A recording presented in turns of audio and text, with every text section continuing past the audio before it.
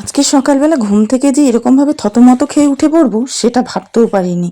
মানে উঠে নিয়ে এক কথায় থতমত খেয়ে গেছি। হ্যালো বন্ধুরা, good morning, welcome back to my channel happy টিপি ফ্যামিলি। তোমরা সবাই কেমন আছো? আশা করছি সবাই খুব ভালো আছো। আমি আমার ফ্যামিলির সবাই খুব ভালো আছি। আমি পাপিয়া চলে আসলাম নতুন সকালে একটা নতুন মিষ্টি ব্লগ ভিডিও নিয়ে ঠিক তোমাদের সামনে। আজকে হলো গিয়ে শনিবার, এখন বাজে সকাল 7টা। তো এখন থেকে আমি আমার নিউ ব্লগ স্টার্ট করে দিলাম। আর আজকে সকালের ফিল্মটা এতটাই বাজে কি বলবো। আমি তো ঘুম থেকে উঠে একদম মানে কি বলবো, মানে হাতামুন্ডু কিছু পাচ্ছি না। আর হট করে ঘুম থেকে উঠে একদম থতমত হয়ে যায়। আমি কেন জানি না, আমার এই অভ্যাসটা। আমি ঘুম থেকে উঠে আমার না ভালো লাগে কথা বলতে, না ভালো লাগে কোনো দিকে তাকাতে। আমার শুধু এরকম করে চুপচাপ করে বসে থাকতে ভালো লাগে। আর বরমাসাই চাটা খেয়ে নিয়ে কাজে চলে গেল, কেবল বেরিয়ে গেল কাজে। ওর আস্তে আস্তে সেই দুপুর। আর আজকে শনিবার, মানে একেবারে একটা আলাদা দিন টাইপের, নিরামিষ নিরামিষ নিরামিষ বাজগোজ। তো যাই হোক, চলো। তো আজকে আর মেয়ে এখনও ঘুমাচ্ছে, ঘুম থেকে এখনও ওঠেনি। আর আমার এখনও আজকে কাজই হয়নি, কিচ্ছু হয়নি, জানো, কিচ্ছু কাজ হয়নি আজকে। এই দেখো এখানে, এই যে বারান্দায় যে এখনও বিছনা পড়ে রয়েছে, বারান্দার বিছনা তুলবো এখন। এই যে বাবার ঘরের বিছনা তুলবো, চারিদিকে এখনও কাজকর্ম ছড়িয়ে ছিটিয়ে আছে। চলো কাজ করি, আর কথা বলি আর না, এমনি দেরি হয়ে গেছে। আর এখন গরমকাল, মানে সকাল 7টা মানে একদম প্রচুর বেলাম হয়ে যায়। চলো চটপট করে কাজ করি, সাথে থাকো, কোথাও যেও না। কাজটা শুরু করলাম বাসি বিছনা গুছানো থেকে। তো চলো, বিছনা তো এই অবস্থা হয়ে রয়েছে, বিছনাটা আগে গুছিয়ে নিই, তারপর অন্য সমস্ত কাজে হাত দেওয়া যাবে। তো চলো। তো এই যে আমার স্বাদের বিছনা গুছানো কমপ্লিট। প্রত্যেকটা বাঙালির মনে করি বিছনাটা হচ্ছে অনেক শান্তির জিনিস। তো চলো বাবার ঘরের বিছনাটাও গুছিয়ে নিই। টেনটেন বাবার ঘরের বিছনাটা দেখো এই অবস্থা, চলো গুছিয়ে নিই চটপট। তো এই যে এদিকে বাবার ঘরের বিছনাটা গুছানো কমপ্লিট হয়ে গেল। চলো এবার অন্য সমস্ত কাজে হাত দেওয়া যায়। দুই ঘরে শুধু বিছনাটাই গুছানো হয়েছে, এতে আর বেশি কোনো কাজকর্ম হয়নি। আর মেয়ে ঘুম থেকে উঠে টয়লেট থেকে ফ্রেশ হয়ে চলে এসছে। পৃথিবীতে এমন একজন ব্যক্তি আছে, একজন ব্যক্তি আছে, সেই ব্যক্তিটা হলো এনি। যাকে আমি মারি, বকি, ধরি, যাই করি না কেন, মার খাওয়ার পরেও উনি আমার পিছন পিছন ঘুরবে, বকা খাওয়ার পরেও উনি আমাকেই জড়িয়ে ধরবে। তো যাই করি না কেন চিনি, তারপরে শুধু আমাকেই জড়িয়ে ধরবে। এমন পৃথিবীতে কোনো ব্যক্তি নেই যে মারধর খাওয়ার পরেও তাকে এবার জড়িয়ে ধরে। তো যাই হোক, চলো এবার ঘর দরটা ছেটেবো। 8টা বাজে। আজকে কাজে কোনো এনার্জি লাগে না, সকালবেলাটা একটা ভিড়মিড় খাওয়ার মতন হয়েছি। তো মনে কি মাথা ঝিনঝিন ঝিনঝিন ঝিনঝিন ঝিনঝিন করছে, কেন কি জানি। উফ, প্রচুর গরম লাগছে, প্রচুর। সকালবেলার থেকে একটা গুনশো গরম। তুই মুখ ব্রাশ কর গিয়ে, টয়লেট থেকে এসেছে এখন ব্রাশটা করে আসেনি, জানো? তাহলে কেমন ফ্রেশ হয়ে এসছে ভাবো। চ, ব্রাশটা করে তারপরে কী খাবি সকালবেলা? তোর কথা শুনলে আমার ভালো লাগে না, কেন বলতো? কালকে রাত্রে চাউমিন খেয়ে ঘুমিয়েছিস, ড্রয়িং ক্লাসে গেছিস ম্যাগি খেয়ে, এখন আমার ম্যাগি বলছিস কোন মুখ দিয়ে? চলো বন্ধুরা কাজ করি, বেলা হয়ে গেছে। থতমতটা চলো কেন খেয়েছিলাম সকালবেলা উঠে বলছি। যেহেতু আমার পাশেই আমার শ্বশুরের ঘর, আর আমার শ্বশুরের তো দোকান আছে।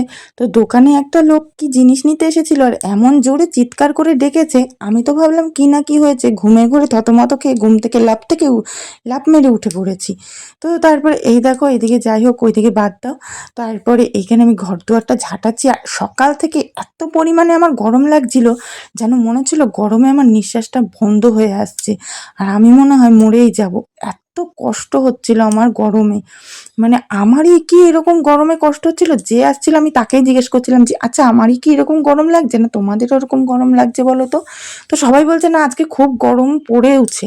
মানে এত পরিমাণে কষ্ট হচ্ছিল যে কি বলবো। আমার মেয়ে যখন পেটে ছিল ভরা গরম তখন পুরো, কিন্তু তখন এত আমার কষ্ট হয়নি। এখন যেন এত পরিমাণে কষ্ট হচ্ছে। আর তার চাইতে বড় কথা, এই যে এই বিশ্বযুদ্ধটা এখন যে করবো, এই দেখো আমাদের যে এই উঠোনটা যে ঝাঁটাবো, এখান থেকে যে কত বড় আজকে দেখাবো তোমাদের। আমাদের এই উঠোনটা আমি এখান থেকে ঝাঁটানো শুরু করেছি ঠাকুরতলা থেকে, আর কোথায় গিয়ে যে শেষ হবে সেটা তোমাদের দেখাবো। এই বিশ্বযুদ্ধটা করতে গিয়ে যেন আমার আরো নাজেহাল অবস্থা হয়ে গেছে। মানে এত পরিমাণে গা গরমে চুলকাচ্ছে না কি হচ্ছে আমি বুঝতে পারছি না। এই দেখো ওই যে আমার শ্বশুর বসে আছে, দেখতে পাচ্ছ লাইট পোস্টটা, একবারে ওই অবধি ঝাঁটাতে ঝাঁটাতে আমি যাব। এটা আজকে বলে না, প্রত্যেক দিনের বিশ্বযুদ্ধ আমার করতেই হয়। বাবা, এইটুকুনি কাজ করলাম, তাই যেন মনে হচ্ছে যেন হাফ লাগছে। বাপরে বাপ, জামা কাপড় কাচা ধোয়া মেলা সমস্ত কিছু কমপ্লিট হয়ে গেছে। আর এখানে দেখো দুধ বসিয়ে দিয়েছি, মেয়ের জন্য দুধ গরম করবো। আমি এখন ওর বদিদির কাছে মানে মেয়েকে দুধ খাওয়াবো। আমি নিজেও এখন সকাল থেকে কিছু খাইনি, নিজেও কিছু খাবো। বাবা, কিচ্ছু ভালো লাগে না, গরমে বিরক্ত লাগে, শুধু বিরক্ত। স্নান করবো, ঘর মুছবো, বালতি করে জল নিয়ে এসেছি, ঘরটা মুছবো, মুছে নিয়ে স্নান করতে যাবো। মাথার উপরে একদম মানে ঘেমে ঘেমে ঘেমে ঘেমে এত পরিমাণে গরমকালে মাথা ইসে হয়। পরশু দিনকে শ্যাম্পু করেছি, আর আজকেই দেখো। এমনি আমার ঠান্ডার দাঁত, প্রত্যেকদিন শ্যাম্পু করতে পারি না, প্রত্যেকদিন শ্যাম্পু করলে আর আমার খুঁজে পাওয়া যাবে না। সকালটা যদি যার খারাপ যাবে তার সারাটা দিন খারাপ যাবে। দেখো এখানে আমি দুধের কোটো নিয়ে, সরি দুধের বাটি নিয়ে আর বিস্কুটের কোটো নিয়ে আমি বসে আছি, আর সেই থেকে মেরে ডেকে যাচ্ছি, ওখান থেকে আমার সাথে টুকি টুকি খেলছে। আমি মনে হয় পাগল, আমার সাথে এরকম করছে। তাড়াতাড়ি আমার কাজ হয়নি, এখন 9:30 বেজে গেছে। উফ বাবা, এই পাখার নিচটা একটু এখন বসেছি, এখন যেন মনে হচ্ছে হ্যাঁ একটু একটু ভালো লাগছে। আর এতক্ষণ বিরক্ত বিরক্ত পাখার হাওয়া, সকালবেলা কাজ করছি বাবা, ঘেমে স্নান হয়ে যাচ্ছি, পাখার হাওয়া গায়ে লাগছে না। এত বিরক্তিকর একটা ব্যাপার লাগে। কি করছিলি? এখানে ফোন দেখছিলাম। আমি ডাকছিলাম, কথা শুনতে পাসনি?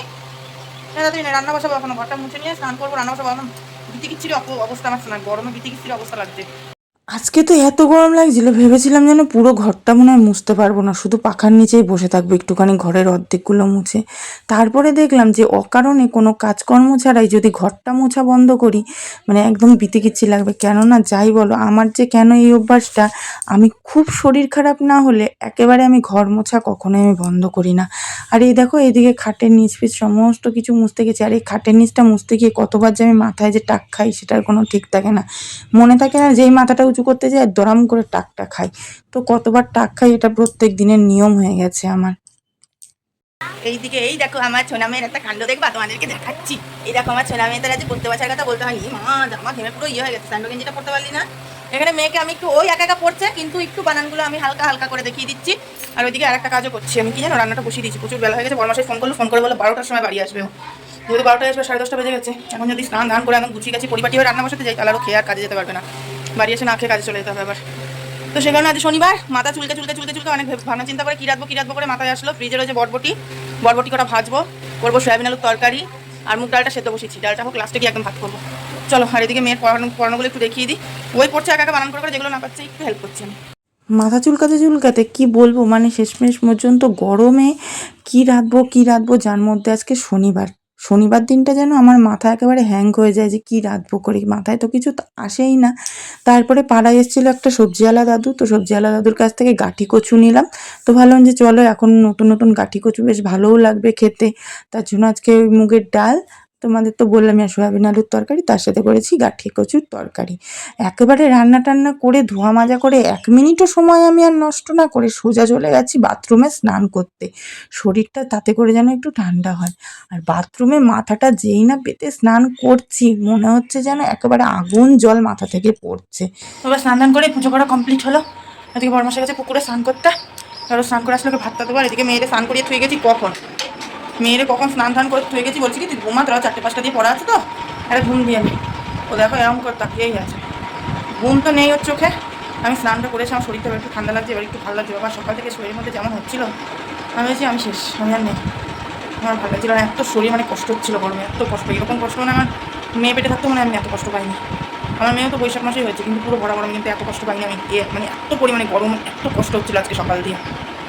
তারপরে এদিকে দুপুরের খাওয়া দাওয়া কমপ্লিট করে, যেহেতু ভাতটা আজকে অনেকটা বেলায় বসিয়েছিলাম, তাই ফ্যানটা ছিল গরম, সকালবেলা ছাগলকে দিতে পারিনি।